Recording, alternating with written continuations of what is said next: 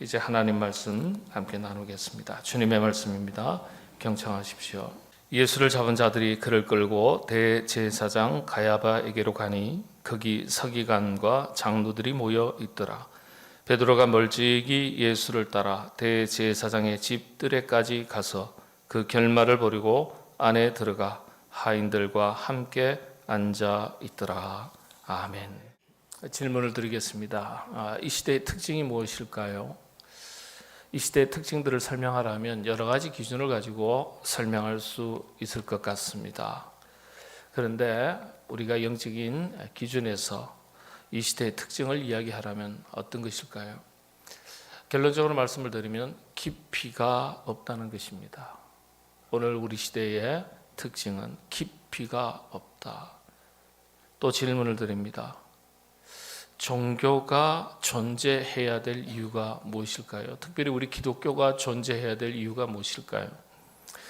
정치, 경제, 교육 이런 세상에서 다루지 못하는 인간 영혼의 깊은 세계를 다루는 것입니다. 그래서 종교가 필요하고 기독교가 필요한 것이죠. 깊이의 세계. 그래서 우리 교회는 깊이의 차원으로 나가야 되죠. 그렇지 않으면 본질이 흐려집니다. 우리 영혼의 깊은 세계. 예수님과 여러분 베드로와의 대화 중에 베드로 대답이 참 멋있습니다. 이번에 갈릴리 호숫가를 가보면서 바닷가라고 이야기합니다. 예전에는 참 상상을 해봤습니다. 예수님과 베드로가 만났을 때, 그 밤에 새벽에 아침에 만났을 때, 호숫가를 거닐 때 성경에 기록된 말씀만 대화를 나누시지 않으시고 여러 가지 이야기를 나누시지 않았겠습니까? 자, 그런데 예수님과 베드로의 대화 중에서 성경에 기록된 대화 중에서 베드로의 대답이 참 멋진 대답이 있습니다. 선생님, 제가 밤이 새도록 그물을 던졌지만 빈 그물만 거두게 되었습니다. 그렇지만은 말씀에 의지해서 깊은 데로 그물을 던지겠습니다.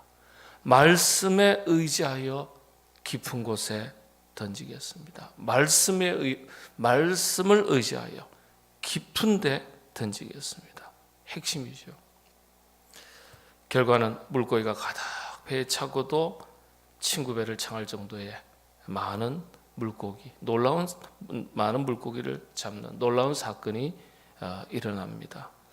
그래서 영적 깊이를 더해 갈수록 얻는 유익이 하나님의 크신 은혜입니다. 오늘 베드로의 신앙을 한번 살펴보도록 하겠습니다. 특별히 사순절 기간이니까요. 베드로의 신앙이 우리들의 신앙이 되어서 영적 깊이를 더해가는 우리들의 삶이 될 수 있기를 바랍니다. 베드로의 신앙 세계의 영적 깊이를 찾아볼 수 있는 핵심 구절 몇 가지가 있습니다. 첫 번째가 오늘 함께 봉독한 마태복음 26장 57절 58절 말씀인데요. 특별히 마태복음 26장에는 베드로의 이야기가 자세하게 대체로 소상하게 기록되어 있습니다. 오늘 58절의 말씀에 보면 아주 인상 깊은 중요한 단어가 있습니다. 베드로가 멀찍이 예수를 따라 대제사장의 집 뜰에까지 가서 그 결말을 모르고 안에 들어가 하인들과 함께 앉아 있더라. 핵심은요, 멀찍이입니다. 멀찍이. 너무 딱 붙어 있으면, 곁에 있으면 위험하고 너무 떨어져 있으면 양심의 가책을 느끼게 됩니다. 베드로의 모습이에요. 멀찍이 예수를 따라가는 거예요. 대제사장의 집들에까지 가서 그 결말을 보려고 안에 들어가서 예수님과 함께 있어야 되는데 하인들과 함께 있더라. 이 짧은 구절에 정말 우리의 영적 세계, 베드로의 신앙 세계를 들여다볼 수 있는 아주 중요한 단어들이 기록되어 있습니다. 신앙생활이 그렇습니다. 가깝지도 않고 아주 멀리 떨어지지도 않고 멀찍이 신앙. 우리 성도들 가운데서도 오늘 우리가 살아가는 그리스도인들 가운데서도요, 멀찍이 신앙이 있습니다. 교회 너무 깊이 가냐고 싶지도 않고 그렇다고 교회를 떠나지도 않고 적절한 거리를 두고 신앙생활을 해요. 성도들 간에도 적절한 거리를 두고 신앙생활, 너무 가까이 하는 것도 불편하고 너무 멀리 하는 것도 불편하고 멀찍이 깊이 들어가지를 못하는 거예요. 한때 베드로가 이런 수준이었습니다. 그런데 오늘 우리들의 모습 속에서 이런 모습이 있을 수 있다는 거예요. 성도들 가운데서도 이런 성도들이 있을 수 있다는 거예요. 요한복음 1장에서 예수님께서 베드로를 처음 만나셨을 때에 네가 지금까지는 시몬으로 살았지만, 일반적으로 당시에 부르는 이름이 시몬이었습니다. 베드로가 아니에요. 그런데 앞으로는 베드로라는 이름으로 살아가라. 예수님께서 이름을 고쳐주셨습니다. 세속의 사람 시몬이 아니라 영적인 사람 베드로로 살아가라는 말씀이에요.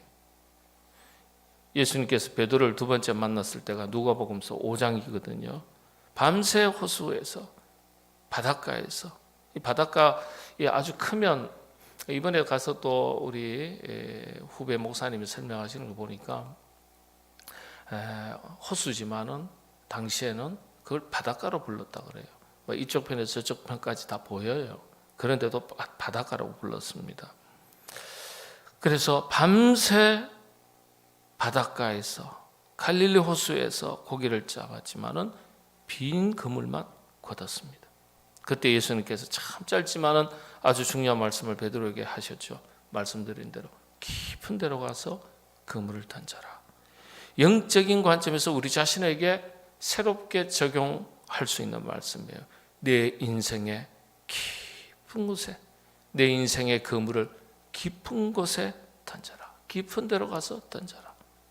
물의 깊이가 아니라 영적인 세계, 신령한 세계, 진리의 세계를 깊이 추구하라는 말씀이에요.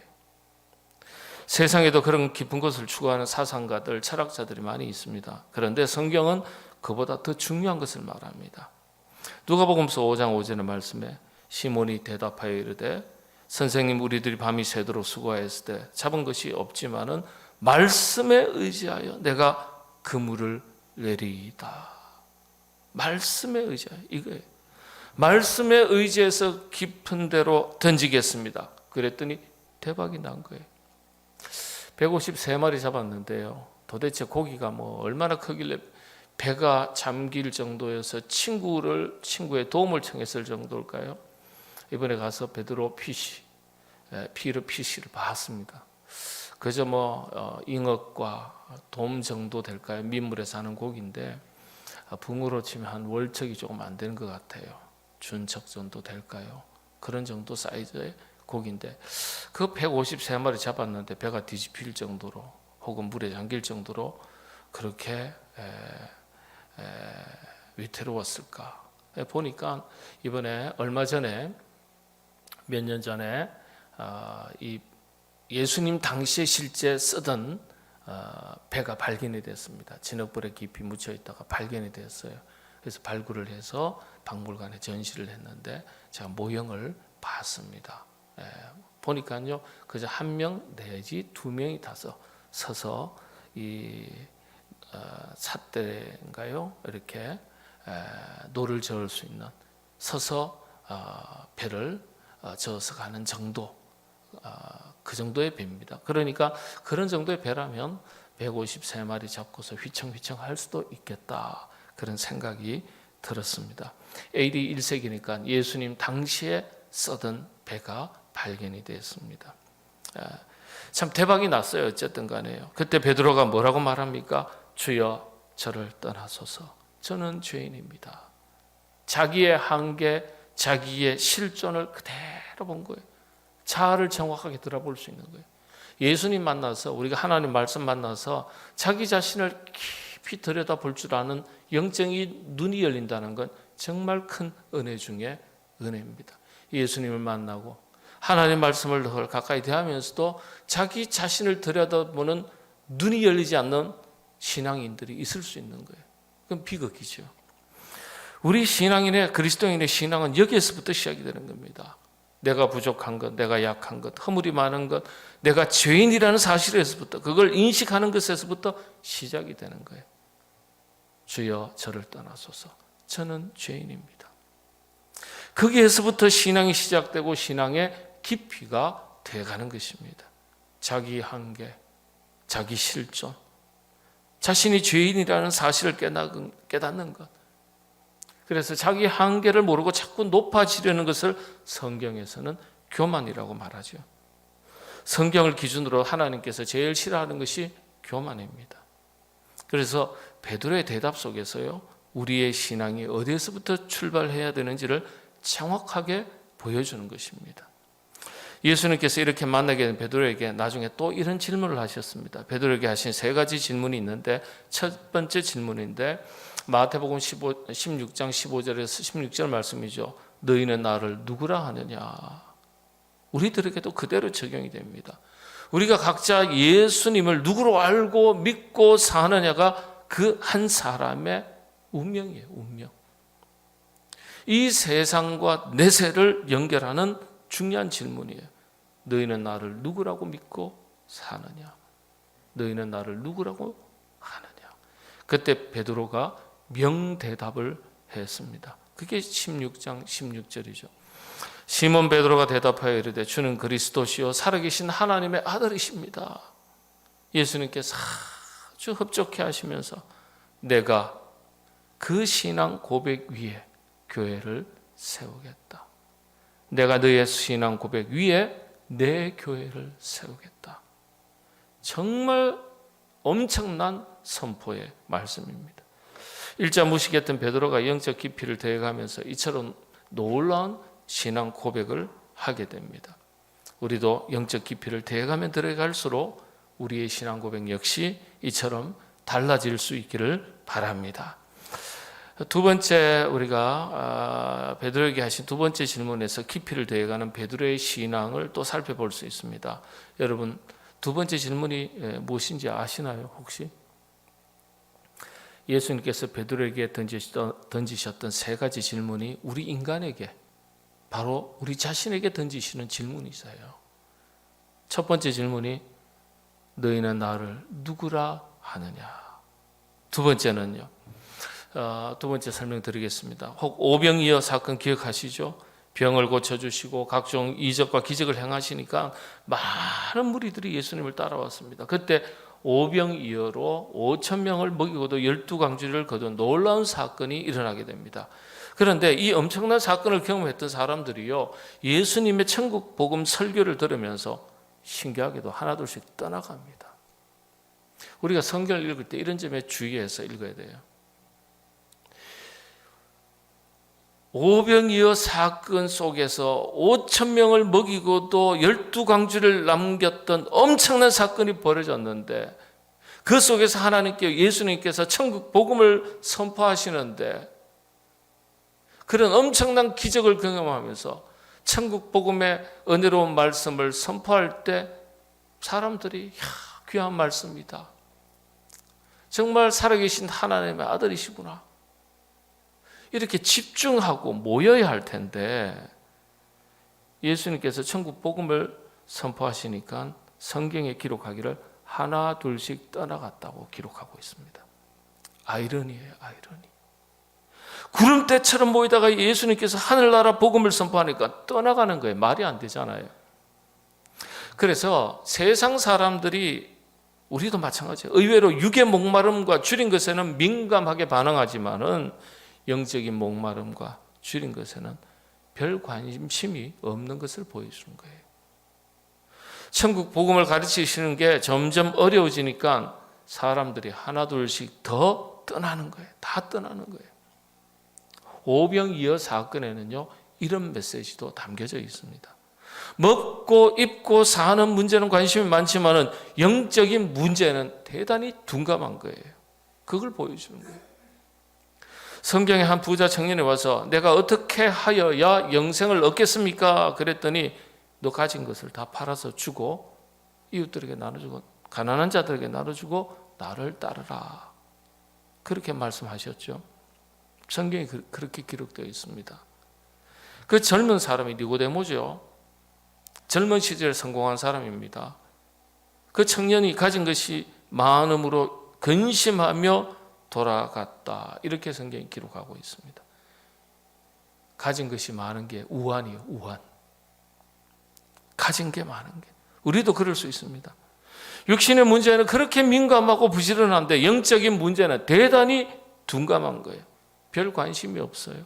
오히려 점점 더 멀어져요. 그리고 떠나요.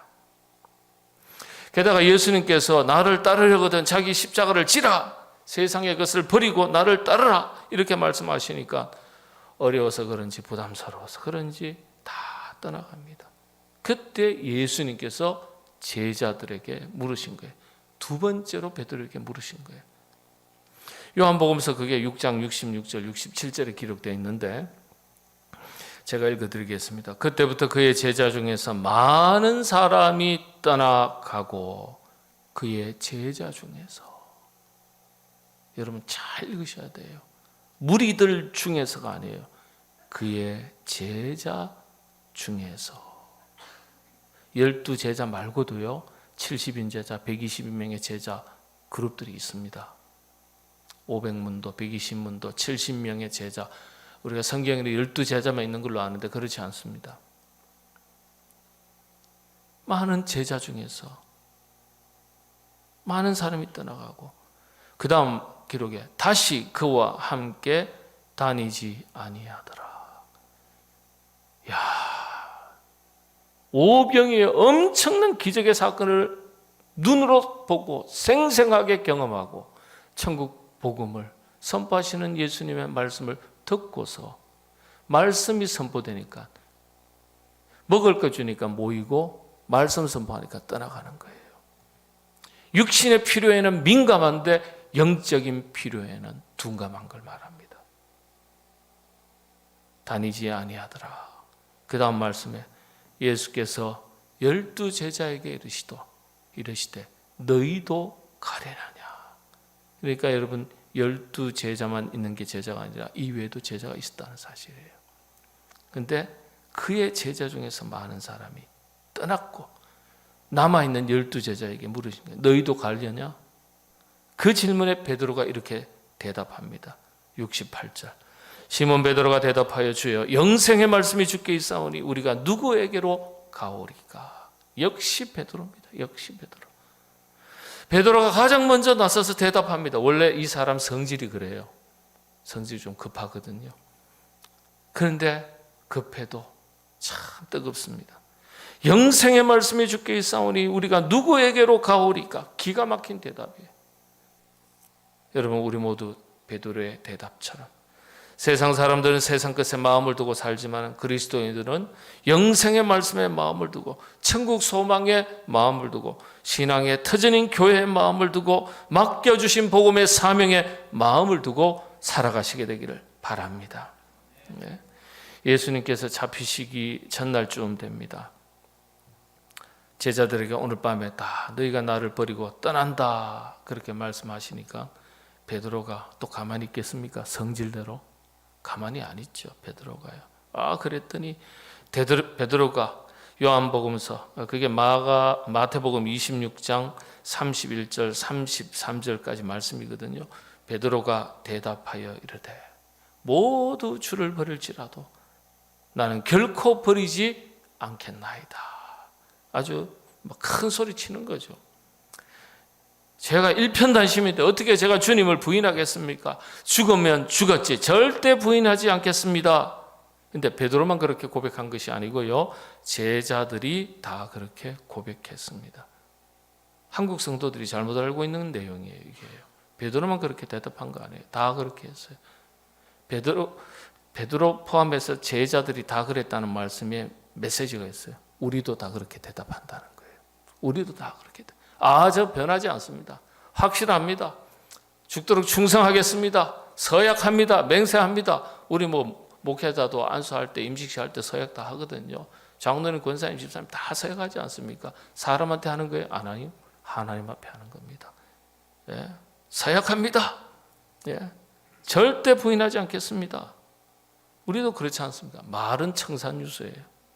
신앙은 그런데 말이 아니라 행동으로 보여야 돼요. 행동으로. 고백으로만 그치면 안 되죠. 그렇게 말했던 베드로의 현주소, 우리의 자화상입니다. 마태복음 26장 58절이죠. 오늘 본문 말씀에 베드로가 멀찍이 예수를 따라 대제사장의 집들에까지 가서 그 결말을 보려고 안에 들어가 하인들과 함께 앉아있더라. 멀찍이. 얼마나 참 고민했겠습니까? 바짝 주님 곁에 붙어 있으면 위험하고, 너무 떨어져 있으면 조금 전에 했던 말이 있고, 그래서 위험하지도 않고 체면도 안 상할 만큼 멀찍이 적당한 거리를 두고 떨어져 앉아 있는 거예요. 거리를 재느라고 얼마나 머리가 아팠겠냐, 그 생각을 해봤습니다. 여러분, 신앙생활도 그렇게 거리를 두고 너무 멀리도 못 가고 너무 가까이도 못 가는 경우가 있을 수 있습니다. 적당히 믿고 적당히 사는 거예요. 예수 믿고 제일 경계해야 될 일 중에 하나가 적당히 믿고 적당하게 사는 겁니다. 우리가 그럴 수 있어요. 자기 합리화시킬 수 있어요. 바빠서 이런저런 이유 때문에 적당하게 믿고 적당하게 사는 거. 적당하게 믿고 적당하게 살면 적당한 열매만 얻는 거예요. 같은 말씀이 요한복음서 18장 18절에 있는데, 요한복음서에서는 뭐라고 표현했냐 하면요, 일찍이 따라가서 이 제사장 뒷뜰에 모닥불을 피웠는데, 유대지방은 기온이 낮에는 뜨겁고 밤에는 기온이 많이 떨어집니다. 추워요. 모닥불을 피워놓고 있는데, 요한복음서 18장에서는요, 그때가 추운 거로 종과 아랫 사람들이 불을 피우고 서서 쬐니 베드로도 함께 서서 쬐더라. 이 구절이 참 중요한 구절입니다. 많은 성사학자들, 믿음의 아주 선진들 중에서 특별한 뛰어난 분들이 이 구절을 그냥 지나가지 않았습니다. 아주 중요한 말씀이에요. 베드로가 하인들 중에서 섞여서 손으로 불을 쬐고 있더라. 말씀에 깊이가 있습니다. 세상 불을 쬐고 있는 겁니다. 세상 불을 쬐고 있는 겁니다. 가슴에 은혜의 불이 꺼지고 성령의 불이 꺼지니까 세상 불을 찾는 거예요. 세상 불을 찾는 거. 여러분, 손바닥에 숯불을 쬐서 얼마나 따뜻해지겠습니까? 그게 자기 가슴에 믿음의 불, 은혜의 불, 성령의 불이 꺼지니까, 확신의 불이 꺼지니까 손바닥으로 세상 모닥불 쬐는 거예요. 모닥불. 세상 불을 찾는 거예요. 자기 몸 녹일, 자기 한 몸 녹일 세상 불을 찾는 거예요. 성령의 불이 꺼진 걸 이야기합니다. 여러분, 우리가 예수님을 그런 모습으로 혹시나 따르고 있지는 않은지 우리 한번 생각을 해볼 필요가 있습니다. 은혜의 불, 성령의 불은 꺼지고 내 한 몸 편안함을 위해서, 내 한 몸을 녹이기 위해서 세상 불을 구하고 찾고 손을 내밀고 쬐고 있지는 않은지, 여러분, 우리가 우리 가운데 성령의 임조로, 성령님의 임조로 말미암아 은혜의 불이 활활 타오를 수 있기를 바랍니다. 우리 마지막으로 마태복음 26장 75절인데요. 74절, 75절. 멀찍이 따라가다가 모닥불 손바닥으로 쬐고 있던 그 베드로. 그런데 그 베드로가 예수님의 말씀하신 대로 닭 울기 전에 3번 부인을 했습니다. 나중에는 어떻게 부인을 하는 줄 아세요? 저주하면서 부인했다 그랬어요. 저주하면서. 네. 무슨 소리냐, 나는 전혀 모르는 사람이라고. 요즘 그렇게 또 주장하는 사람들도 또 많이 있잖아요. 서로 모른다 그러고 안다 그러고. 네. 근데 마태복음 26장 74절, 곧 닭이 울더라. 그때 딱 베드로가 제정신이 든 거예요. 닭 울기 전에 네가 3번 나를 부인하리라. 그 말씀이 생각이 나서 75절에 이에 베드로가 예수님의 말씀에 닭 울기 전에 네가 3번 나를 부인하리라 하심이 생각나서 밖에 나가서 심히 통곡하니라. 75절 중에 아주 중요한 단어가 있습니다. 상황이 어떤 상황입니까? 이런 상황에서 베드로의 가슴 속에 예수님의 말씀이 생각났다는 거예요. 네. 베드로의 축복이에요. 베드로의 축복. 여기서 베드로가 가룟 유다하고 딱 갈라지는 거예요. 베드로도 예수님을 배반했어요. 여러분, 가룟 유다도 배반했어요. 두 사람 다 배반했어요. 부인하고 배반한 것 같은데 뒷 마무리가 달라요. 그래서 우리가 마음에 꼭 새겨야 될 것이 우리가 베드로의 길을 갈 것이냐 가룟 유다의 길을 갈 것이냐. 예수님의 12 제자 중에 가룟 유다가 제일 엘리트입니다. 제일 똑똑합니다. 제일 계산이 빠르고 정치적으로 말씀을 드리면 유다는 민족주의자예요. 로마 제국을 타도하고 유대 독립국가를 세워야 된다. 그렇게 주장했던 사람이에요. 애국자고 민족주의자고 이 로마를 뒤집어야 한다. 이 목적을 가지고 예수님을 따른 거예요. 예수님 정도의 카리스마 그리고 능력이라면 로마를 대항해서 극복할 수 있다. 독립을 얻어낼 수 있겠다. 이 생각을 하고 그래서 따랐는데 갈수록 예수님을 따라가니까 태산인 거예요. 내 나라는 땅에 있지 않다. 하늘에 있다. 뭐 이상한 말씀하시고 그러니까 아마 헷갈리는 거예요. 그래서 이 예수님 잘못 따라다니다가는 죽도 밥도 안 되겠다. 그래서 판 겁니다. 스승 예수님을 배반했는데 가룟 유다의 비극이죠. 가룟 유다가 어떻게 했습니까? 마태복음 27장 3절에 읽어드립니다. 그때 예수를 판 유다가 그의 정죄됨을 보고 스스로 뉘우쳐 그 은 30을 대제사장들과 장로들에게 도로 갖다 주며 스스로 뉘우쳐. 핵심입니다. 스스로 뉘우쳐. 뉘우쳤는데 잘했네요. 아니요. 스스로 뉘우쳤다. 스스로. 회개의 기준이 자기한테 있는 거예요. 회개도요. 우리 성령님을 가리켜 진리의 영 뭐라 그러죠? 회개의 영이라 그랬어요. 성령님의 임재를 통해서 우리가 회개해야 되는 거예요. 그런데 세상 사람들도 자기가 잘못한 걸요. 인지적으로 양심을 따라서 회개할 수 있어요. 뉘우칠 수 있어요. 여기서는 스스로를 다 기록했다는 거예요. 스스로. 예?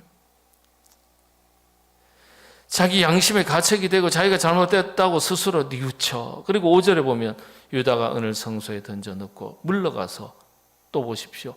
스스로 목매어 죽은지라.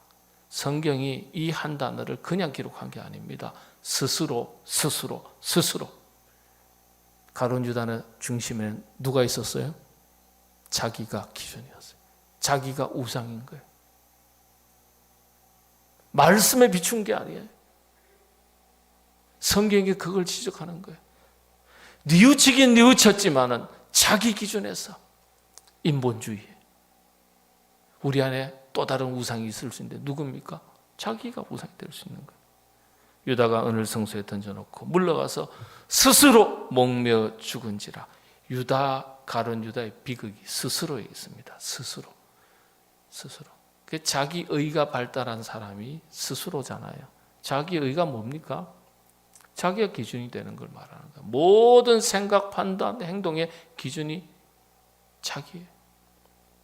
스스로 반성하고 스스로 후회하고 스스로 목매 죽은 거예요. 참 안타까운 일이죠.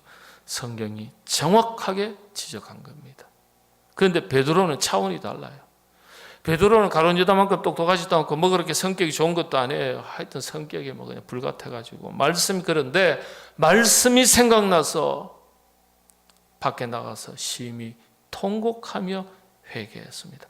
여러분 가룟 유다의 회개와 베드로의 회개에 비교를 딱 하면요. 가룟 유다는 스스로를 기록했고 베드로는 통곡했다, 회개했다 그랬어요. 그런데 뭐라고 기록되어 있는 줄 아세요? 예수님의 말씀이 생각나서 회개했다 그랬어요. 차원이 다른 거예요. 차원이. 예. 이게 핵심이에요. 우리가 살아가다 보면 알게 모르게 예수님을 배반할 때도 있고 부끄러운 짓을 할 때가 있습니다. 그러나 예수님처럼 말씀이 생각나서 통곡하고 회개하며 제자리로 돌아오느냐, 아니면 가룟 유다처럼 스스로 뉘우치고 스스로 목매 죽느냐. 선택이에요. 선택이에요.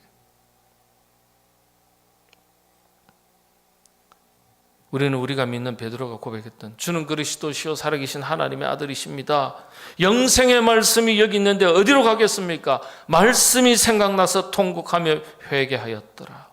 베드로가 이 점에서 가룟 유다하고 틀린 거예요. 이게 신앙의 기본입니다. 기본 중의 기본. 여러분, 그래서 베드로가 위대한 겁니다. 말씀이 생각나서 통곡하고 회개하였더라. 가룟 유다는 스스로 회개하였더라. 우리 모두 베드로와 같은 영적 깊이를 더해가면서 오늘의 베드로가 되어서 베드로처럼 귀하게 쓰임받는 저와 여러분, 우리 모두가 될 수 있기를 바랍니다. 기도하겠습니다. 주님, 사순절 기간 우리를 위해 고난받으셨던 이 절기를 저희가 지냅니다. 주님께서 제자 베드로를 만나시고 주고받았던 대화 속에서 오늘 우리의 자화상을 다시 한번 돌아볼 수 있게 하셨으니 감사합니다. 오늘 우리 시대의 오늘의 베드로가 되어서 주님을 따를 줄 아는 그와 같은 하나님의 백성으로 살아가게 하여 주시옵소서. 예수님의 이름으로 기도하옵나이다. 아멘.